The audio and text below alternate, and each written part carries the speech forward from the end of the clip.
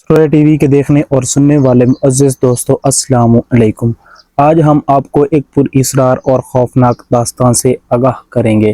یہ داستان ہے حضرت سلیمان علیہ السلام کے بارے میں اور ملکہ بلقیس کے بارے میں۔ اس ویڈیو کے اندر ہم آپ کو آگاہ کریں گے کہ حضرت سلیمان علیہ السلام کے پاس کون کون سی حکمت اور کون کون سے معجزات تھے، اور ملکہ بلقیس کے تخت کو اللہ تعالیٰ کے حکم سے کیسے حضرت سلیمان علیہ السلام کے پاس بھیجا گیا، اور کن بندوں نے یہ تخت حضرت سلیمان علیہ السلام تک پہنچانے میں مدد کی، اور ہدہد ملکہ بلقیس کے پاس حضرت سلیمان علیہ السلام کا پیغام لے کر کیسے پہنچی۔ تو چلتے ہیں ویڈیو کی طرف اور تمام حقائق سے پردہ اٹھاتے ہیں۔ آپ سے چھوٹی سی ریکویسٹ ہے کہ اگر ویڈیو اچھی لگے تو چینل کو سبسکرائب کریں اور ساتھ میں لگی بیل آئیکن کو بھی پریس کریں تاکہ ایسی اچھی ویڈیوز آپ تک بر وقت پہنچتی رہیں۔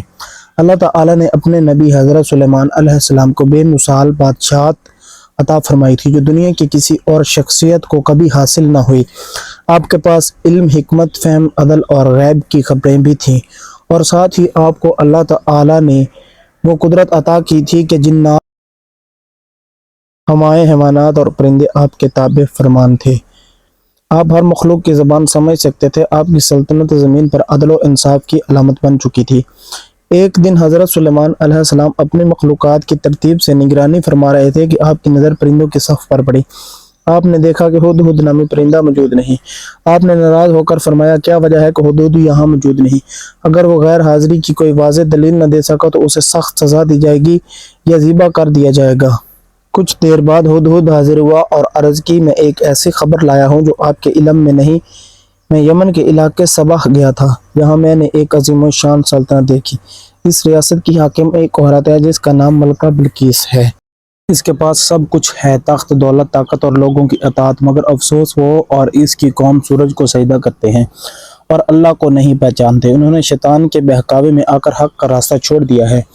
حضرت سلیمان علیہ السلام نے ہدہد کی بات غور سے سنی اور فوراً فیصلہ کیا کہ ان کو اللہ کا پیغام پہنچایا جائے۔ آپ نے ہدہد کو ایک خط دے کر کہا کہ یہ خط ملکہ بلقیس کو دے دو اور تھوڑے فاصلے سے ان کا رد عمل دیکھنا۔ خط کا مضمون تھا، اللہ کے نام سے جو بڑا مہربان اور نہایت رحم کرنے والا ہے، میرے خلاف سرکشی نہ کرو اور مسلمان ہو کر میرے پاس آ جاؤ۔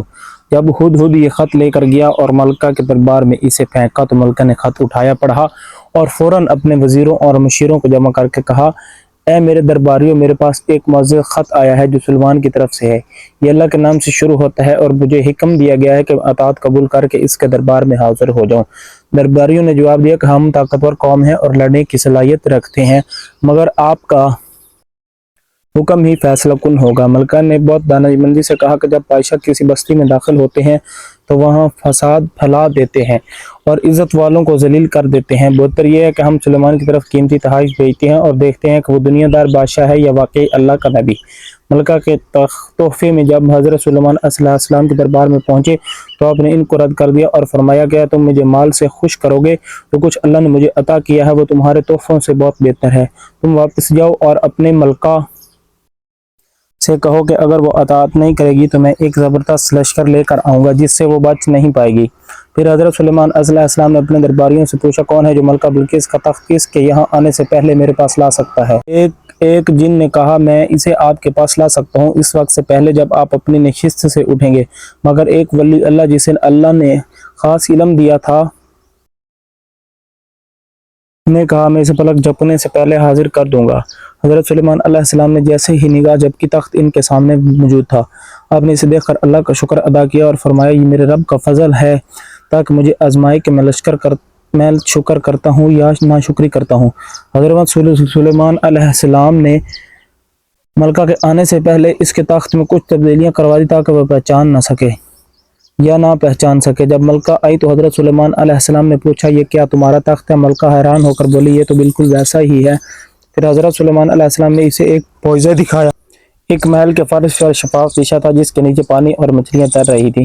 جب ملکہ بلقیس اندر جانے لگی تو اس نے سمجھا کہ یہ پانی ہے۔ اس نے اپنا کپڑا اٹھایا تاکہ کپڑے نہ بھیگیں۔ حضرت سلیمان علیہ السلام نے فرمایا یہ پانی نہیں بلکہ شیشہ ہے۔ ملکہ بلقیس کو سمجھ آئی کہ یہ کوئی عام بادشاہ نہیں بلکہ اللہ کا نبی ہے جو علم، حکمت اور معجزات سے آراستہ ہے۔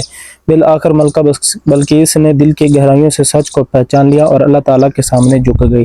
اس نے اعلان کیا، اے میرے رب، میں نے اپنی جان پر ظلم کیا اور اب میں سلیمان کے ساتھ اللہ رب العالمین کے حضور اسلام قبول کرتی ہوں۔ یہ واقعہ صرف ایک بادشاہ اور ایک ملکہ کا قصہ نہیں بلکہ عقل، حکمت، تبلیغ، صبر اور اللہ کی نشانیاں دیکھ کر ایمان لانے کی ایک عظیم مثال ہے۔ یہ ہمیں سبق سکھاتا ہے کہ جب حق ظاہر ہو جائے تو تاخیر اور تکبر کی کوئی گنجائش نہیں رہتی اور اللہ کے نبیوں کا پیغام ہر دربار، تخت اور ہر دل میں اترنے کی طاقت رکھتا ہے۔ اس کہانی سے ہمیں سبق ملتا ہے کہ ہمیں اپنی طاقت پر تکبر نہیں کرنا چاہیے۔ ہم خواہ جتنی مرضی طاقتور ہوں، ہمیں اللہ تعالیٰ کے سامنے جھکنے کی توفیق ہونی چاہیے۔ اور ہمیں یہ بھی سبق ملتا ہے کہ جب اللہ تعالیٰ ہم پر مہربانی کرتا ہے اور مختلف نعمتیں ہم پر نازل کرتا ہے اور نعمتیں عطا کرتا ہے، جیسے حضرت سلیمان علیہ السلام نے اللہ تعالیٰ کا شکر تخت آنے پر ادا کیا، اسی طرح ہمیں بھی اللہ تعالیٰ کا شکر ادا کرنا چاہیے۔ اور جس طرح ملکہ بلقیس کے پاس اتنی طاقت، دولت اور بادشاہت تھی، اس کے باوجود ملکہ بلقیس نے اللہ تعالیٰ کے سامنے جھکنے کا فیصلہ کیا اور سورج کی عبادت کو چھوڑ کر ایک اللہ کی وحدانیت کی طرف ایمان لے آئیں اور اللہ تعالیٰ کی عبادت کو اپنا معمول بنایا اور آپ کے بھیجے ہوئے نبی کی ہدایت پر عمل کیا۔ بالکل اسی طرح ہمیں بھی غرور اور تکبر کو چھوڑ کر صرف اور صرف اللہ تعالیٰ کی طرف رجوع کرنا چاہیے اور اپنی طاقت اور دولت پر گھمنڈ نہیں کرنا چاہیے۔ امید ہے کہ آپ کو ویڈیو اچھی لگی ہوگی۔ اگر ویڈیو اچھی لگی ہے تو چینل کو سبسکرائب کر دیں اور بیل آئیکن کو پریس کر دیں تاکہ آپ کو اچھی ویڈیوز ملتی رہیں۔